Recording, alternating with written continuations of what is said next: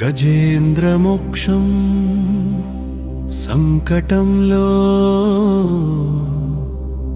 దేవుడే నైవం. ఒకప్పుడు గజేంద్రుడు అనే ఏనుగు ఉండేది. అతను ఒక సరస్సు దగ్గర తన కుటుంబంతో కలిసి జీవించేవాడు. అతనికి బలం, గౌరవం, నాయకత్వం అన్నీ ఉన్నాయి. ఒకరోజు గజేంద్రుడు తాగడానికి నీళ్లు తాగుతుండగా నీళ్లలో దాగి ఉన్న ఒక మొసలి గ్రాహుడు అతని పాదాన్ని బలంగా పట్టుకుంది. గజేంద్రుడు తన శక్తితో బయటపడడానికి శ్రమించాడు.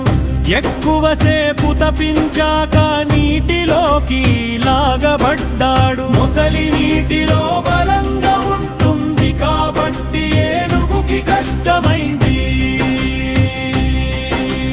గజేంద్రునికి కుటుంబం, ఇతర జంతువులు ప్రయత్నించారు, కానీ ఎవరు కాపాడలేకపోయారు.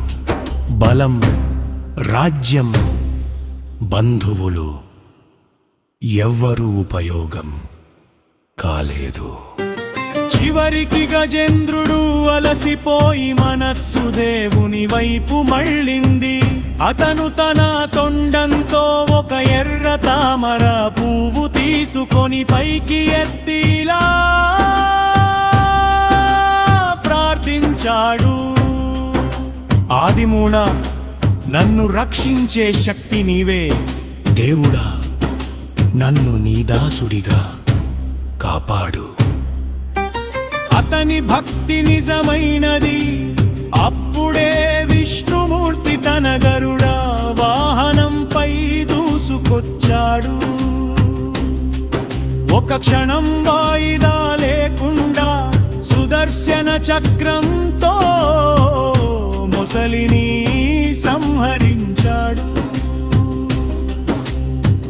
గజేంద్రుడు రక్షించబడ్డాడు. అప్పుడు తెలిసింది,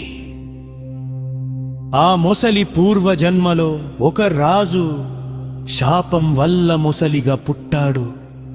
విష్ణు స్పర్శతో అతడు కూడా శాప విమోచనం పొందాడు.